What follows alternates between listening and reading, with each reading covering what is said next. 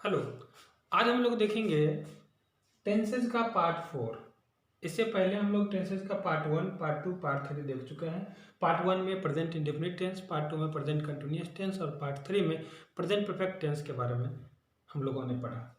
अच्छा, जो आदमी पार्ट 1, पार्ट 2, पार्ट 3 नहीं पढ़ पाए हैं, मैं उसका लिंक डिस्क्रिप्शन में दे दूंगा, आप वहाँ जा करके देख सकते हैं। तो आज पार्ट 4 के अंतर्गत में हम लोग पढ़ेंगे प्रेजेंट परफेक्ट कंटिन्यूअस टेंस के बारे में। क्या? प्रेजेंट परफेक्ट कंटिन्यूअस टेंस के बारे में। चलिए, सबसे पहले हम लोग देख लेते हैं इसका स्ट्रक्चर।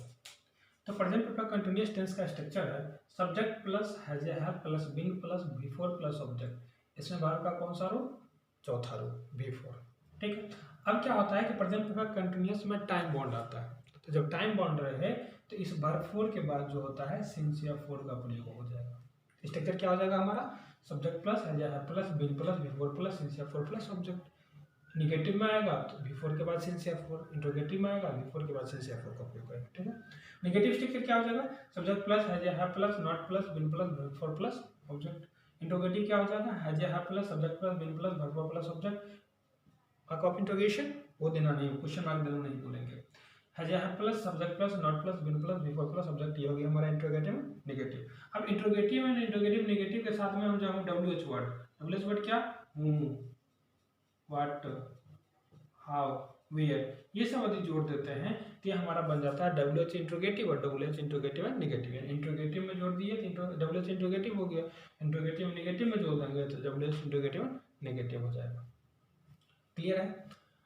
अब ये हमारा स्ट्रक्चर हो गया। इसको हम लोग पहले पहचानते कैसे थे? एक रूल याद रखते थे। पीडीएफ फाइल हमारा देखेंगे तो उसमें मैंने मेंशन कर दिया है कि दादाओं के अनुसार क्या पढ़ते थे? जिस हिंदी वाक्य क्रिया के अंत में ता रहा है, ते रहे हैं, ती रही हैं, अथवा रहा है, रहे हैं, रही के साथ में टाइम बॉन्ड लगा रहे तो वह सेंटेंस जो है प्रेजेंट परफेक्ट कंटिन्यूअस टेंस का माना जाता है। फिर हम लोग उसका ट्रांसलेट करते थे। एग्जाम्पल समझ लेते हैं। गणेश सोता रहा है, क्या हो जाएगा? Ganesh has been singing, sorry sleeping. सोता रहा है मतलब क्या हुआ? है, मतलब ये तो क्लियर हो गया कि प्रेजेंट का है। अब गणेश सोता रहा, इस सेंटेंस से ये पता चलता है कि कोई प्रेजेंट में जो काम था ना, जो वर्क था, वो कंटिन्यू था, एक टाइम मेंशन्ड में, एक लिमिटेड टाइम में, एक टाइम पीरियड में। तो गणेश हैज बीन स्लीपिंग, इसलिए उसको मेंशन कर दिया हम लोग इसमें प्रेजेंट परफेक्ट कंटिन्यूअस टेंस में। तुम सुबह से गाते रहे हो, ये भी आ जाएगा किसमें? प्रेजेंट परफेक्ट कंटिन्यूअस टेंस में। You have been singing since morning. Clear है? अब चलिए, अब समझते हैं इसका रूल्स एंड यूजेस। समझते हैं, मेनली ये समझना है हमको, रूल्स एंड यूजेस। पहला रूल्स है present continued action for some mention time. एक प्रेजेंट कंटिन्यूड एक्शन होगा जो कि कुछ मेंशन टाइम में देगा, उसको हम लोग किसमें रखेंगे? प्रेजेंट परफेक्ट कंटिन्यूअस टेंस में। और इसके लिए सिंस या फॉर का प्रयोग किया जाता है उस मेंशन टाइम के लिए। अब सवाल ये उठता है कि इस सिंस का प्रयोग कब करेंगे और फॉर का प्रयोग करेंगे। तो ये हमारा होता है टाइम बॉन्ड। क्या होता है? Time bound. ये टाइम बॉन्ड दो प्रकार का होता है। एक होता है पॉइंट ऑफ टाइम और दूसरा हमारा होता है period of time. Point of time का मतलब हुआ कि टाइम का एग्जैक्टनेस पता चलेगा। जैसे 2 बजे से, सुबह से, 2005 से, ये हमारा क्या हुआ? पॉइंट ऑफ टाइम हुआ। तो ये पॉइंट ऑफ टाइम के लिए किसका प्रयोग करेंगे? सिंस का। पीरियड ऑफ टाइम क्या हुआ? 2 घंटे से, 4 महीने से, 10 वर्ष से, 10 वर्षों से, ये हमारा हो गया पीरियड ऑफ टाइम। और इसके लिए किसका प्रयोग करेंगे? फॉर का प्रयोग करेंगे। क्लियर? फॉर एग्जाम्पल, वह 4 घंटे से रो रही है।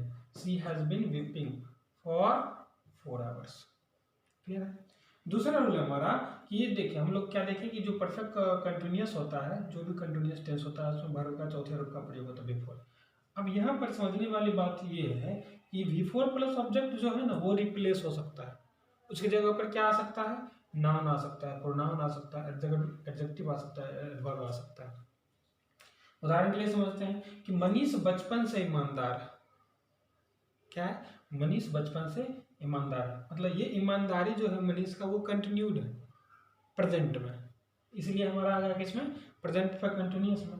अब समझने वाली बात यह है कि हम स्ट्रक्चर में वर्ब फोर का प्रयोग करते हैं। अब देखिए तो इस सेंटेंस में मेन वर्ब है ही नहीं, हेल्पिंग वर्ब है लेकिन मेन वर्ब नहीं है, तो किसका वर्ब फॉर्म हम डालेंगे। अब मेन वर्ब की जगह पर क्या है हमारा, ये देखिए ईमानदार, ईमानदार क्या है, एडजेक्टिव है, इसलिए बिफोर की जगह पर क्या आ जाएगा, एडजेक्टिव आ जाएगा। फिर क्या लिखेंगे हम लोग, मैंने स्ट्रक्चर सेम फॉलो होगा, हैज हैव बीन सब लगेगा।